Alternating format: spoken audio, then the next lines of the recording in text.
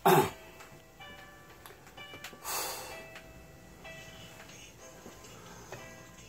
up mga tikalon, panibagong araw, panibagong tikal na naman ang ating gagawin mga tol.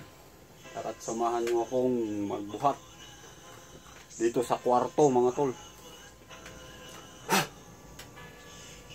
Sanay na lang po tayo dito sa kwarto kasi magla-lockdown na po daw ang Tokyo, pero may daw pa.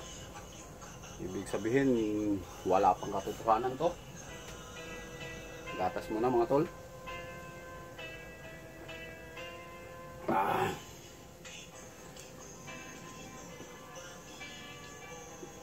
Ensayo, sanay sa loob. Pag halimbawa may quarantine na po tayo, bawal na lumabas mga tol, susunod na lang po tayo sa mga kinauukulan.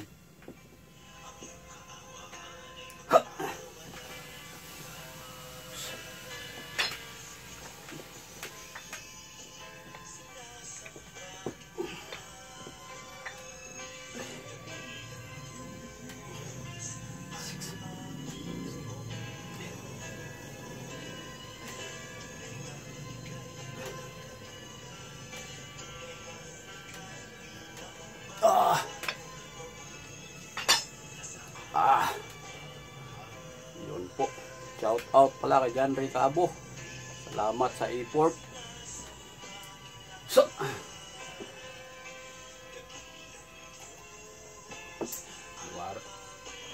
may quarantine, magbasa na lang po tayo ng Bible.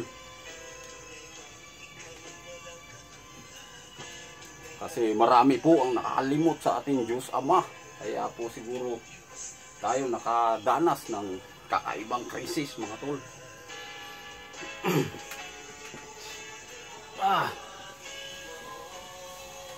Dapat po huwag makalimot sa Kanya.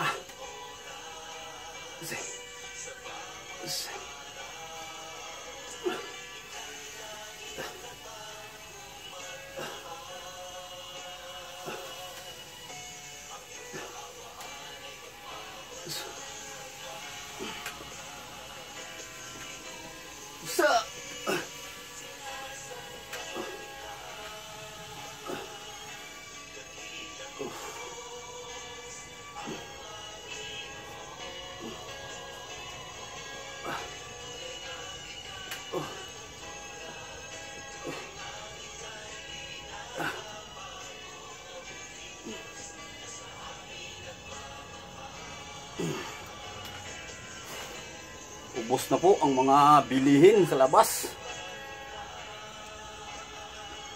Talagang nasimot mga tol. Kaya pag wala na tayong pasok dito bukas o mga ilang buwan kaya ang nag-lockdown ang Japan, magbasa na lang tayo ng Bible. Kasi maraming nakalimot sa Diyos Ama. Hindi nakalimutan na nila na ang buhay natin ay hiram lamang sa Diyos Ama. Kung babawiin niya sa atin yun, wala po tayong magagawa mga tol. Kahit ilang alcohol ba ang ating natago, ilang mass tissue, ilang mga gamot, pag ang Diyos Ama na po ang babawi sa kanyang pinahiram na buhay, wala tayong magagawa. Inom na lang ng gatas.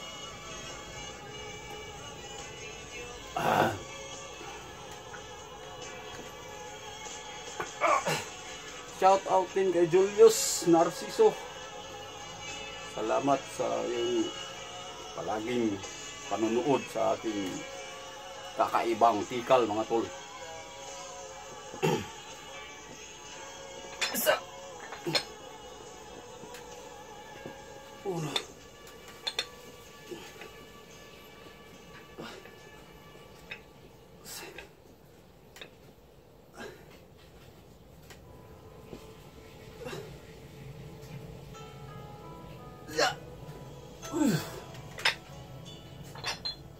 Dami na pong mga taong masasama ngayon, nakalimot sa Diyos Ama. Kaya maglagay ng pabango. Kaya gustong-gusto ko kayong basahan ng banal na aklat, mga tol. Yan na lang ating gagawin pag na quarantine tayo. Hindi po to nagbibiro. Banal na aklat po, mga tol.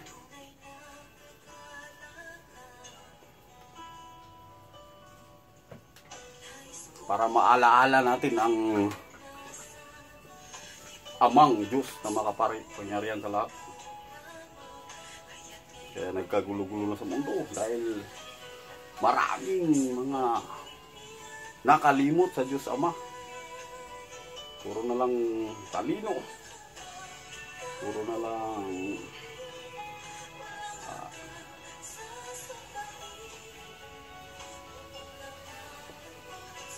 kung anong-anong imbento ang ginagawa. Pero ang balita ng Biblia ay nakalimutan na. Kaya ngayon nagparamdam ng matinding krisis para maalala ang Diyos Ama.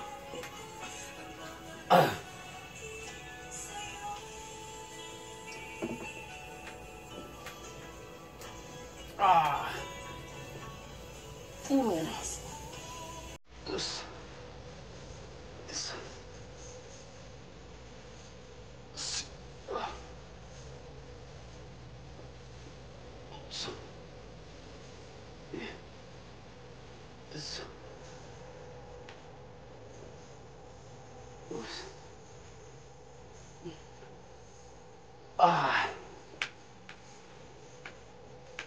Uno.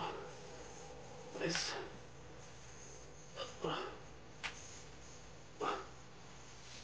Isso.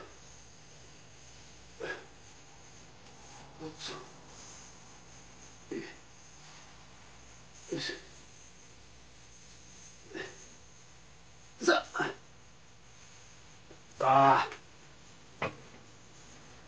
Yun.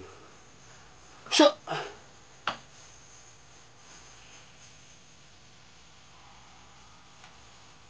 Ibang bansa ng nagkakagulo dahil nakalimot na sa ating Diyos Ama.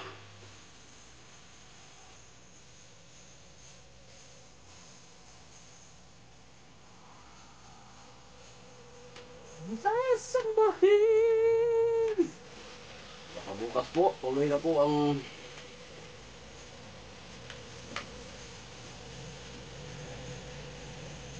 lockdown.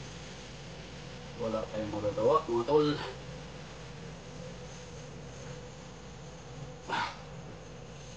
Dito na lang magkulong sa kwarto, mga tol, at mag-ehersisyo para hindi tayo mahawa o mahawa. So, ay! Sa! Huh!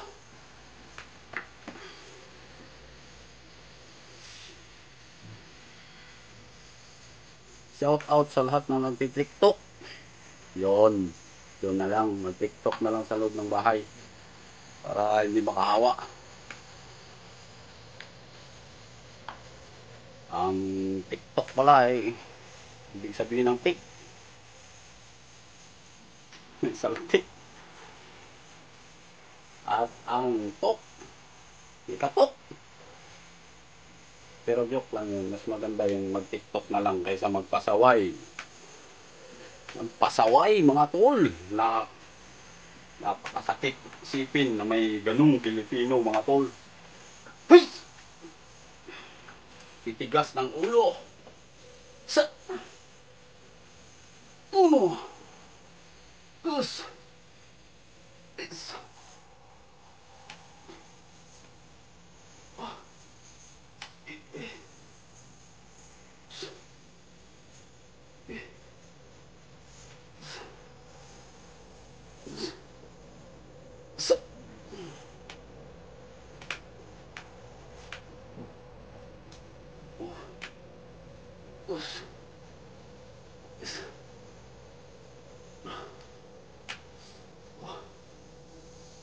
Oops.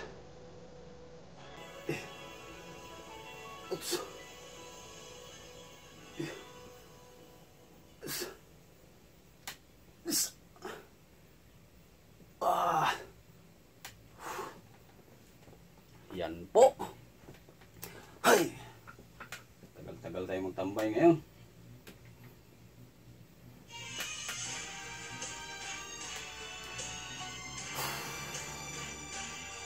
Sa mga kapatid naman natin, sa malalayong lugar, iwas-iwasan natin ang pag-push ng mga kakaiba.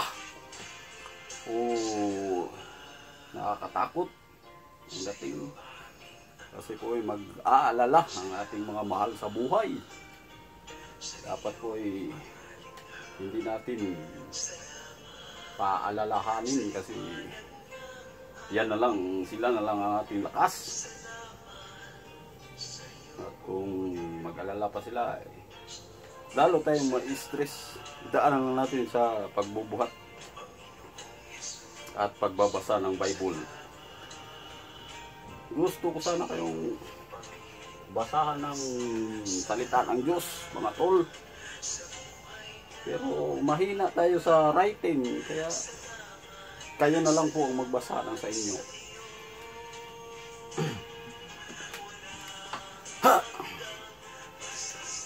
Walang hanggang pasasalamat sa Diyos, Diyos Ama. Pero nakalimot na ang mga tao, kaya nagparamdam ngayon. Sa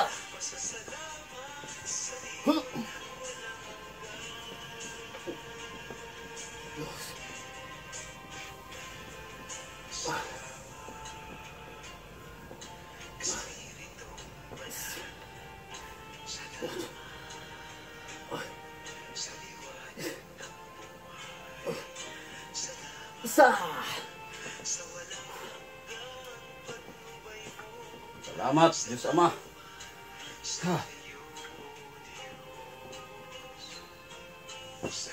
Buti naka-imbak tayo ng kunting pagkain, mga tol. Dahil bawal nang lumabas.